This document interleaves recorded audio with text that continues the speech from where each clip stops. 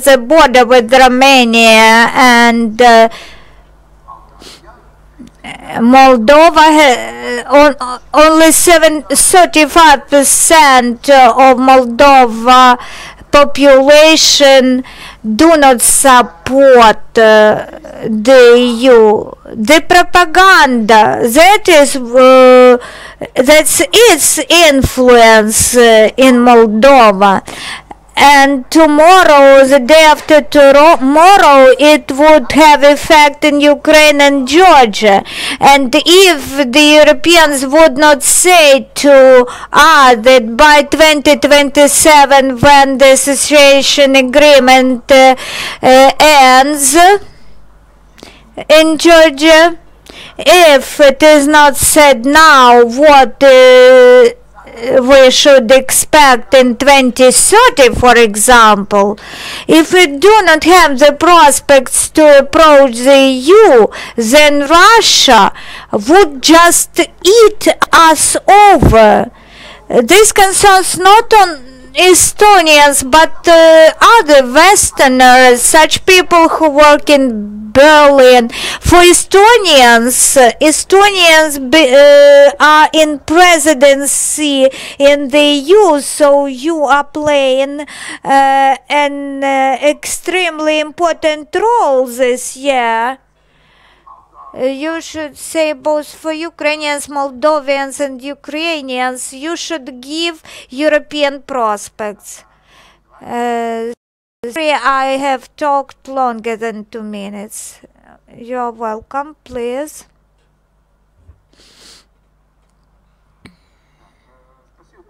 Thank you very much for your question. I agree with you completely.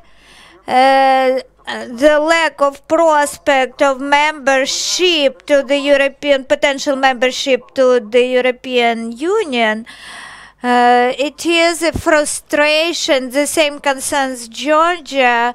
We have always been in a clinch, and the story of the EU-Ukraine summit where there was no final document because of the Netherlands, and the last Eastern Partnership Summit.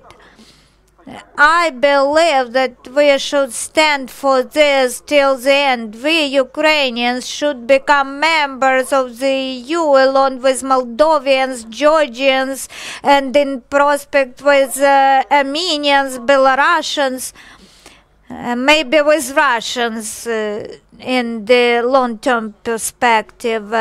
We are talking about this for 10 years. But the problem with communication with the EU in this plane, this is sometimes like a talk with the deaf, between the deaf and the dumb. They say that this is not on the agenda, and we say that this is on the agenda. Give us the prospect of European Union membership. My question is how we do not go beyond the path, to the side of the path, but the question is how to transform the dialogue into the way of small victories. We make small victories approaching the big victory. Yes, we have the prospects to change the society, but something should happen in our relation. The visa-free regime is good news. Something happened, but every time coming to the EU-Ukraine summit, we come and sign some agreements like ACA agreement. It would be a super document. We should communicate it with a very simple message. This is a visa-free regime for businesses. Businesses would be exporting their products without inspections. Not only this is important. Not only businesses could be capable to export, but the standards, the quality of products would be of European quality. Do not make the processes, domestic processes, dependent on the processes abroad. Well, I think that we are on the same page, but I'm talking about the association agreement, the rules of the game. We are provided rules of the game. We have learned how to play football. We have learned the rules. And now we should learn the rules of this game. To this end, besides the association agreement, we need the strategy of small victories, investment projects, so that we can every week or every month say that here we have new case, new plant established, or new university established at the success story. We should, of course, talk about the global agenda, but we should not omit practical things, because the risk that Ukraine would go would follow Moldova path, it is present now. It was not in place 3 years ago, but there is the disappointment in the Euro integration authorities, because the regime appeared to be corrupt, just like in Moldova, and also impoverishment. The association agreement do not respond to the question what would happen to Ukrainian social policy and pensions and other retirement benefit. Jobs should be created. The association agreement creates a framework, but we should go further. As concerns macro perspective, I agree.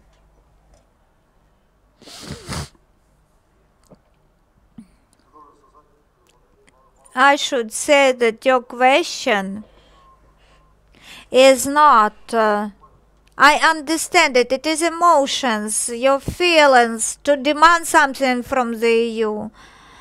If Estonia 14 years ago is at the same level of development in economical and financial plan, we would never become members of the EU. There are criteria, strict criteria. If the level of corruption is so high, we would have never become members of the European Union. So if you knock on the door of the EU that you should be allowed membership, you should understand that there are strict criteria. Such country as Ukraine with so large scale corruption could not become a member of the European Union. First, you should change your practices or the nature of your state. This is the basis. Sometimes it is communicated as the EU demands something from Ukraine. If Ukraine has no corruption, then this would be useful for Ukrainians. If the problem is not resolved, then Ukraine can knock to the European door for a long time, but you will not be heard, because you will not become a member because you do not meet criteria. So the membership in the EU is not the goal in itself. For Georgia, for Ukraine, the main goal should be adequate development of the economy and the state, which would be the victory beneficial for ordinary people?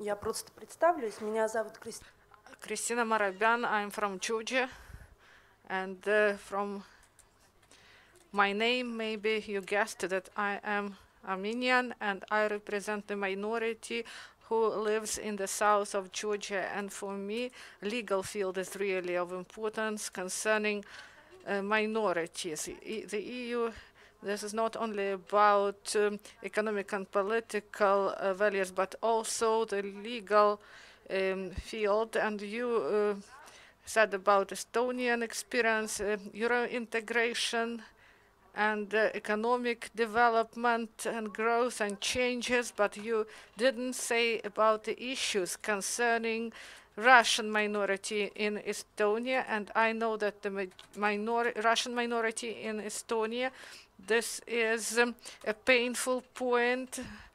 No matter how Estonians tried, Russian minority didn't integrate into Estonian society. And there is an issue of statelessness, and so these problems are present in Georgia and Ukraine. Why national minority is still not integrated in society, and the issue of language is still important. And a lot of time passed since Estonia joined the EU. First, I should say that 25 years ago, the number of people who lived in Estonia but were not citizens, these were 32%. Now this is 7%. So you see the development. And my 10-year-old daughter, she is a gymnast, and they won the championship in gymnastics. And my daughter is the only Estonian in the group, and there is one more girl who is Russian, and other is from other nations. So they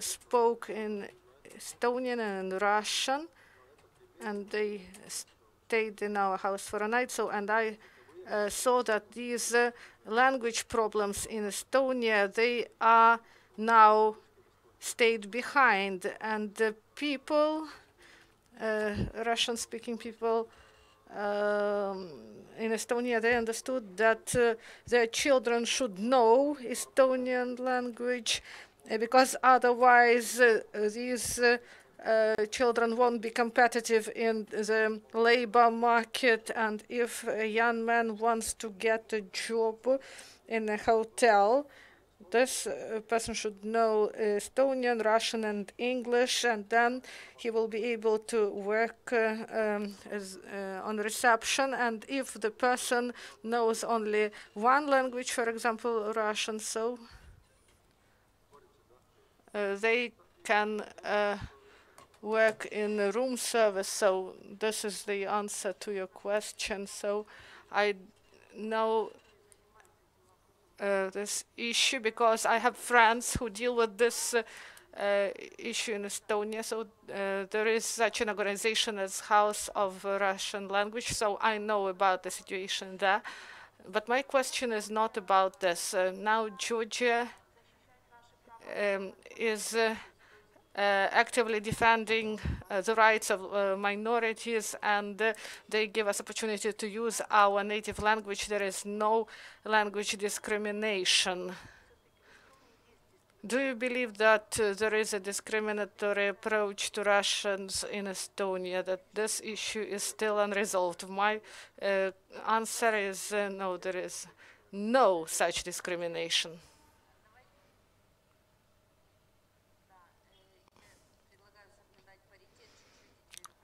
So now Ukrainian side will ask questions, but maybe one comment will be made.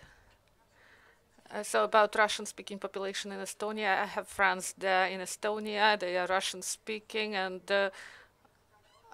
unfortunately, they do not want to learn the language of Estonia. They do not want to speak this language, and this approach prevents them from integration into Estonian society.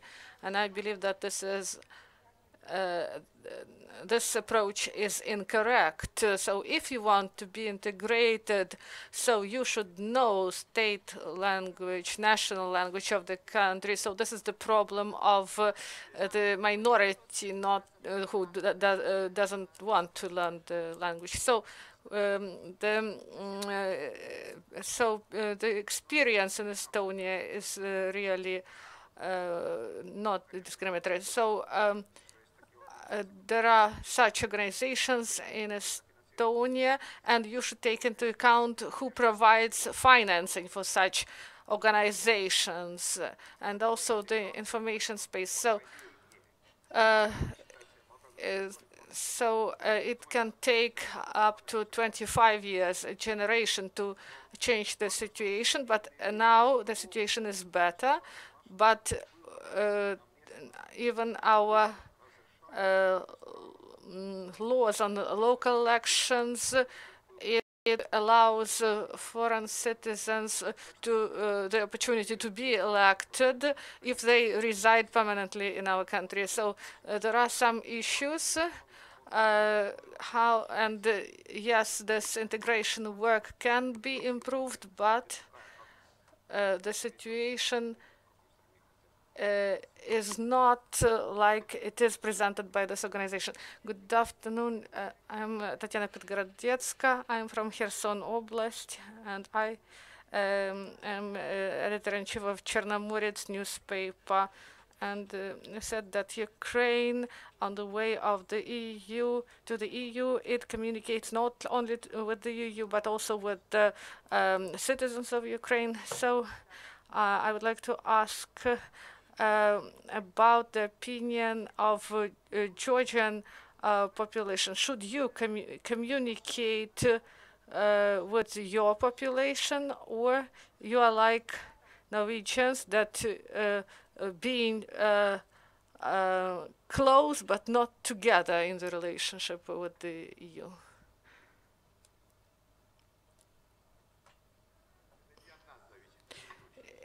So it doesn't depend on us in the first place, and I disagree with you, and I understand that first of all we should build our own countries, and we should care about our countries, that these countries, Georgia should be like a European state, like Norway, for example.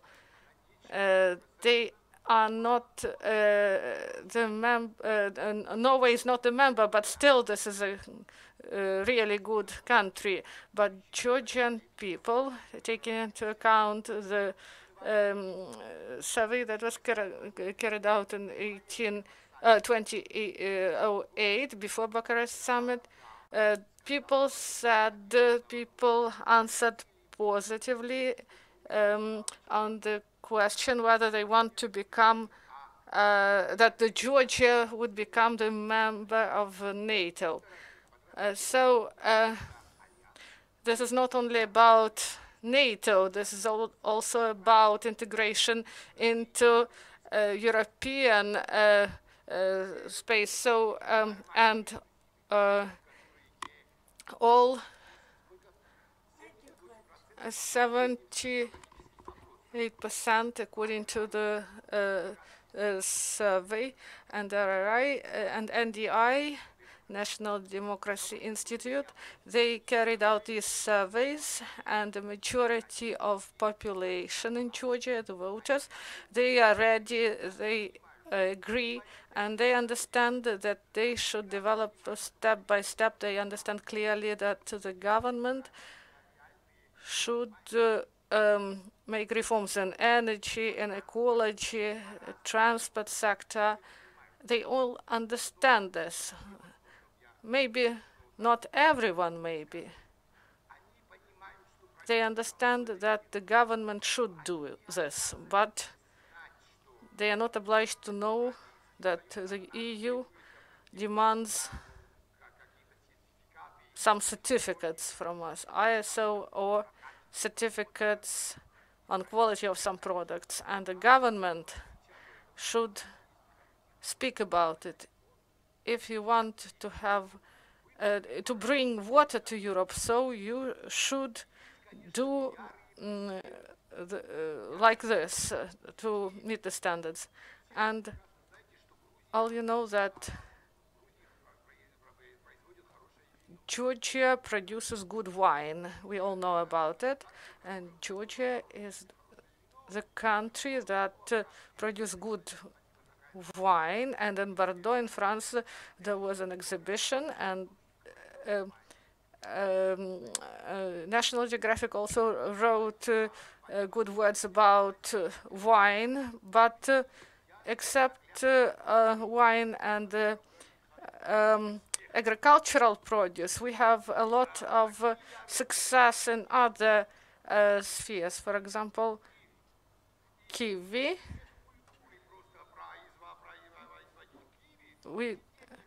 They do not produce kiwi, but someone from Migrelia, they started to grow this kiwi and brought it to the European market. And when you say that, guys, you should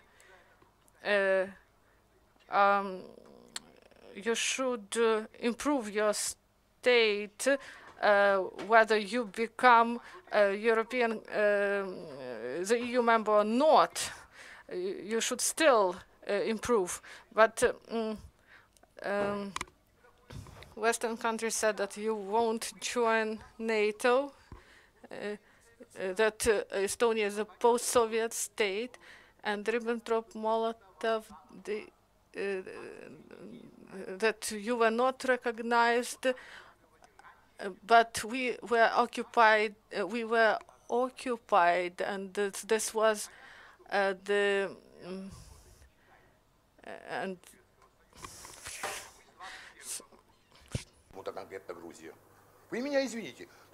Georgia is a member of the till 2001. You didn't have any perspective. You have not any prospects, and you asked the UK, and now you are for us like the UK was for you those days. You asked the UK, I do not remember who was the Prime Minister those days in the UK, and you said that you are enough developed. You meet the criteria to become the EU. Georgia does not deserve the EU, but if you and your office and your minister and your president and your community and you yourself would not do that, the Spaniards would not do that. If you do not say the Georgians, Ukrainians who are at the front line, who are at war, and you were not the country at war, but Georgians and Ukrainians are at war, and there were no such combats when the Soviet Union broke down, and the frustration of the idea of NATO, the EU, the democracy idea, the liberalism idea would happen in Ukraine anyway, the same frustration as in Armenia. You tell it now. Do you remember the Maidan events of 2013? And Serge Saksan was a little bit cleverer. Putin called him and say Third, you should not sign the association agreement. Or in 2013, the Armenia would be in on our side, and today you are saying that you should build an adequate state. Of course we would build an adequate state, or whether you would ask us about this or not, and we would be implementing the agreements step by step. If Stoltenberg sometime would not say to us that you deserve, you have Abkhazia occupied, but you deserve membership of the NATO. Federica Mogherini, if she doesn't say, then Russia would occupy again us. Thank you for your speech. You are mistaken. If you say that every person knows that there is good wine in Georgia, those people who know that they live in the post-Soviet countries. Nobody in Spain, Germany knows that Georgia has good wine. 10 years ago, I was at the best winery in Georgia, and they explained me that they experience big difficulties selling wine in Europe because France, Spain, Italy, they have good plants themselves. The same concerns politics. You say that we should promote the interests of Georgia as a potential member of the EU. Me and my state and you, Latvia and Poland are doing this promotion, but you should press not on my conscience or my state that the Estonian presidency. The Eastern Partnership Summit was held. This demonstrates that our presidency gives approachment.